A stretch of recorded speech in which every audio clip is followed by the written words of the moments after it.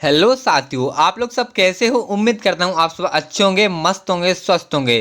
तो साथियों, आप लोगों का बहुत बहुत स्वागत करता हूँ आपके अपने यूट्यूब चैनल शिक्षा लो 2.0 पर। तो साथियों, आज हमारी 5 दिसंबर 2023 के हमारे जितने भी करंट अफेयर्स के एमसीक्यूज बन सकते हैं एग्जाम में, हम उन सभी के बारे में इस वीडियो में डिस्कशन करने वाले हैं। तो साथियों, आप लोगों को क्या करना है, वीडियो को पूरी वॉच करना है, बिल्कुल वीडियो को स्किप नहीं करना है, ठीक है साथियों। और आप लोगों को अगर ऐसी वीडियो रोज देखना चाहते हो, पर डे अपनी तैयारी को मजबूत करना चाहते हो, ऐसे ही वीडियो आप तक कैसे पहुंचे, इसके लिए आपको साथियों हमारे चैनल को सब्सक्राइब करना पड़ेगी, बेल आइकन को ऑल पर प्रेस करना पड़ेगी, ताकि हमारे ऐसे ही हेल्पफुल वीडियो आप तक जरूर पहुंच सके और आप उन वीडियो के माध्यम से अपने 2023 में सिलेक्शन को पक्का कर सको, ठीक है साथियों। चलिए, तो मेरे प्यारे साथियों, हमारा पहला प्रश्न होने वाला है, हाल ही में विश्व विकलांग दिवस कब मनाया गया है। तो साथियों, अभी 3 दिसंबर को हमने विश्व विकलांग दिवस मनाया है। ऑप्शन नंबर दूसरा वाला आपका बिल्कुल करेक्ट आंसर होगा, ये आपको याद रखना है, ठीक है साथियों। चलिए, अब इसकी हम बात करते हैं, इसकी स्थापना कब हुई थी और इस दिवस मनाने का उद्देश्य क्या है। तो साथियों, संयुक्त राष्ट्र महासभा द्वारा इसकी स्थापना 1992 में की गई थी। इस दिन का उद्देश्य लोगों को विकलांगता से जुड़ी समस्याओं के प्रति जागरूक करना था, उनके साथ उच्चारण करना और समर्थन में भाग लेने की प्रेरणा देना है, ठीक है साथियों। उम्मीद करता हूँ आप लोगों को समझ में आ गया होगा। चलिए, अब बढ़ते हैं हमारे दूसरे प्रश्न की ओर बिना टाइम गवा हुए। ये रहा हमारा दूसरा प्रश्न, हाल ही में प्रधानमंत्री मोदी ने कहाँ लीड IT 2.0 लॉन्च किया है। तो साथियों, अभी प्रधानमंत्री मोदी जी ने लेट IT 2.0 लॉन्च किया है अपने दुबई में। ऑप्शन नंबर तीसरा वाला आपका बिल्कुल करेक्ट आंसर होगा, ये आपको याद रखना है, ठीक है साथियों। तो COP 28 में लेड डिटिंग 2.0 की लॉन्चिंग 1 दिसंबर को प्रधानमंत्री मोदी ने दुबई में COP 28 के दौरान lead 2.0 leadership group for industry transition portal launch किया है, ठीक है साथियों। चलिए, अब बढ़ते हैं हमारे तीसरे प्रश्न की ओर। ये रहा आपका तीसरा प्रश्न, हाल ही में भारत सरकार ने किस देश में 75 भारतीय नौसैनिकों को वापस बुलाने का फैसला किया है। तो साथियों, अभी भारत सरकार ने अपने साथियों मालदीव से 75 भारतीय सैनिकों को वापस बुलाने का फैसला किया है। ऑप्शन नंबर दूसरा वाला आपका बिल्कुल करेक्ट आंसर हो जाएगा, ये आपको याद रखना है साथियों। तो गीता मोहन मालदीव के राष्ट्रपति मोहम्मद मुइज्जू ने ऐलान किया कि भारत मालदीव से अपनी सेना वापस बुलाने पर सहमत हो गया है, ठीक है साथियों। चलिए, अब बढ़ते हैं हमारे चौथे प्रश्न को देखते हैं साथियों। ये रहा हमारा चौथा प्रश्न, हाल ही में डिजिटल जागरूकता के लिए किस राज्य सरकार ने मेटा के साथ समझौता किया है। तो साथियों, अभी डिजिटल जागरूकता के लिए हमारी राज्य सरकार ने, जो कि साथियों कर्नाटक के साथ समझौता किया है। ऑप्शन नंबर तीसरा वाला आपका बिल्कुल करेक्ट आंसर हो जाएगा, ये आपको याद रखना है साथियों, ठीक है। अब डिजिटल जागरूकता क्या है साथियों, इसके बारे में हम देख लेते हैं। तो यह हमारी वर्तमान तकनीक प्रधान दुनिया में जीवित रहने का एकमात्र महत्वपूर्ण हिस्सा है और हमें विकास और प्रगति के कई अवसर प्रदान करता है, ठीक है साथियों। चलिए, अब बढ़ते हैं पांचवें प्रश्न की ओर। ये रहा हमारा पांचवा प्रश्न, हाल ही में सेना की 71वीं इंटर सर्विस गोल्फ चैंपियनशिप कहाँ संपन्न हुई है।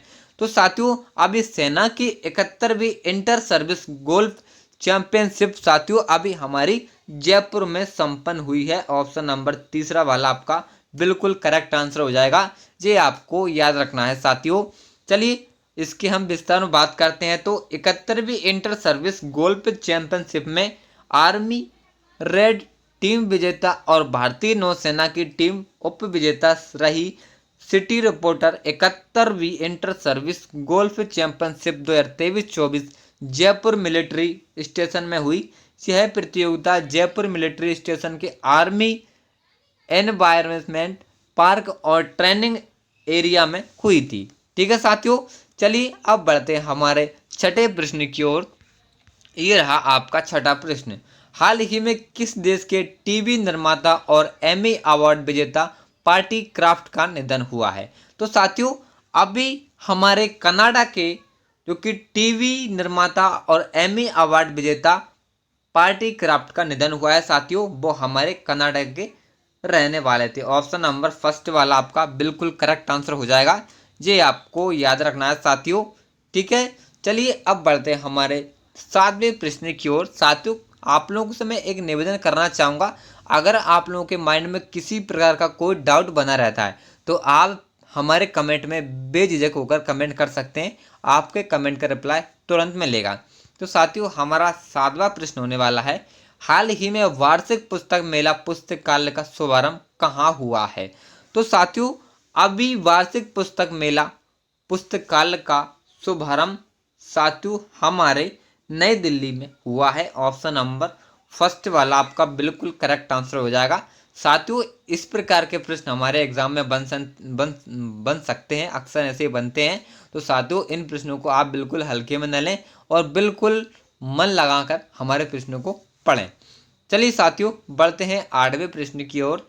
ये रहा आपका 8वां प्रश्न, हाल ही में सूचना के आदान प्रदान के लिए आरबीआई में किसके साथ समझौता किया है? तो साथियों, अभी आरबीआई ने आदान प्रदान के लिए साथियों हमारे बैंक ऑफ इंग्लैंड से समझौता किया है। ऑप्शन नंबर दूसरा वाला आपका बिल्कुल करेक्ट आंसर हो जाएगा साथियों, ये आपको ध्यान रखना है। ठीक है साथियों, चलिए बढ़ते हैं नेक्स्ट प्रश्न की ओर। ये रहा हमारा 9वां प्रश्न, हाल ही में इसरो के किस वैज्ञानिकों को फ्रांस के सेवेलियर पुरस्कार से सम्मानित किया गया है? तो साथियों, अभी इसरो के किस वैज्ञानिक को फ्रांस के सेवेलियर पुरस्कार से सम्मानित किया गया है? तो साथियों, अभी हमारे वीएन ललितंबिका को सम्मानित किया गया है। ऑप्शन नंबर तीसरा वाला आपका बिल्कुल करेक्ट आंसर हो जाएगा साथियों, ये आपको याद रखना है। ठीक है साथियों, तो भारतीय अंतरिक्ष अनुसंधान संगठन इसरो की प्रतिष्ठित वैज्ञानिक डॉक्टर वी.आर. ललिताम्बिका को भारत और फ्रांस के बीच अंतरिक्ष सहयोग को बढ़ावा देने में उनके योगदान के लिए फ्रांस के सर्वोच्च नागरिक पुरस्कार, जो कि साथियों सेवेलियर डे द ला लेजियन हे हॉनर्स से सम्मानित किया गया है। ठीक है साथियों, चलिए अब बढ़ते हैं हमारे 10वें प्रश्न की ओर। ये रहा हमारा 10वां प्रश्न, हाल ही में वर्जिन अटलांटिक ने कितने प्रतिशत हरित ईंधन का उपयोग करके उड़ान के साथ इतिहास रचा है?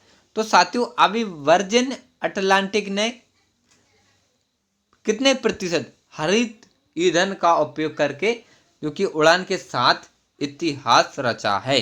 तो साथियों, अभी 100%, ऑप्शन नंबर दूसरा वाला आपका करेक्ट आंसर हो जाएगा, ये आपको ध्यान में रखना है। ठीक है साथियों, चलिए बढ़ते हैं 11वें प्रश्न की ओर।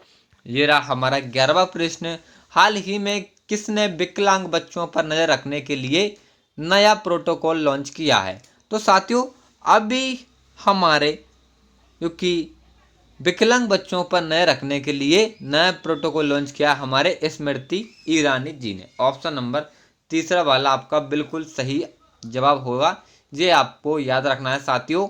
चलिए अब देख लेते हैं हमारे नेक्स्ट प्रश्न को।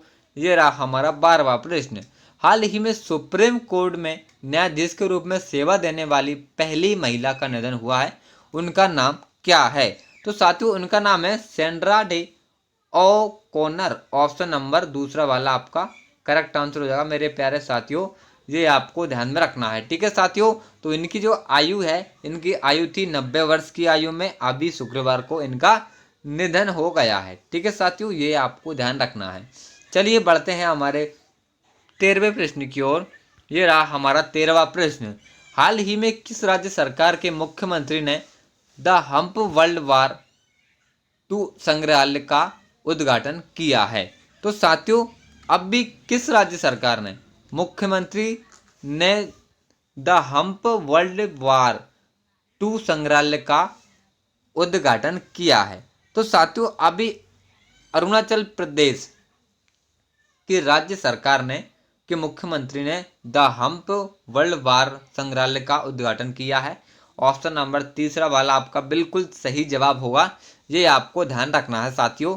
तो अमेरिकी राजदूत अरुणाचल प्रदेश में हम्प द्वितीय विश्व युद्ध संग्रहालय का उद्घाटन करेंगे, ईटानगर 28 नवंबर भाषा द्वितीय विश्व युद्ध के दौरान अरुणाचल प्रदेश में दुर्घटनाग्रस्त हुए एक विमान के अवशेषों को दर्शाने वाले अनोखे संग्रहालय का उद्घाटन भारत में अमेरिका के राजदूत एरिक मार्गेटी करेंगे। ठीक है साथियों, चलिए बढ़ते हैं हमारे 14वें प्रश्न की ओर। ये रहा हमारा 14वां प्रश्न। हाल ही में किसे लाइफ टाइम अचीवमेंट अवार्ड से सम्मानित किया गया है? तो साथियों अभी हमारे राजेश उन्नी जी को लाइफ टाइम अचीवमेंट अवार्ड से सम्मानित किया गया है। साथियों ऑप्शन नंबर दूसरा वाला आपका बिल्कुल सही जवाब होगा, ये आपको याद रखना है साथियों। चलिए बढ़ते हैं हमारे 15वें प्रश्न की ओर। हाल ही में OECD ने PY24 में भारत की GDP वृद्धि दर कितने प्रतिशत रहने का अनुमान लगाया है? तो साथियों अभी हमारे 6.3% वृद्धि दर की रहने का अनुमान लगाया साथियों। ऑप्शन नंबर तीसरा वाला आपका बिल्कुल करेक्ट आंसर हो जाएगा साथियों, ये आपको ध्यान रखना है। ठीक है साथियों, तो आप लोग को हमारी वीडियो कैसी लगी है? अच्छी लगी हो तो साथियों लाइक कर देना, और अगर अच्छी नहीं लगी हो तो लाइक बिल्कुल मत करना, मैं आपसे कहता हूँ। और चैनल पर आप नए आए हो, हमारे ऐसे ही वीडियो आप रोज देखना चाहते हो तो चैनल को सब्सक्राइब कर लेना और कमेंट कर देना किसी प्रकार का अगर आप लोगों को डाउट होता है तो। ठीक है साथियों, चलिए कल मिलते हैं करंट अफेयर वीडियो के साथ, तब तक के लिए टेक केयर, बाय बाय, जय हिंद, वंदे मातरम।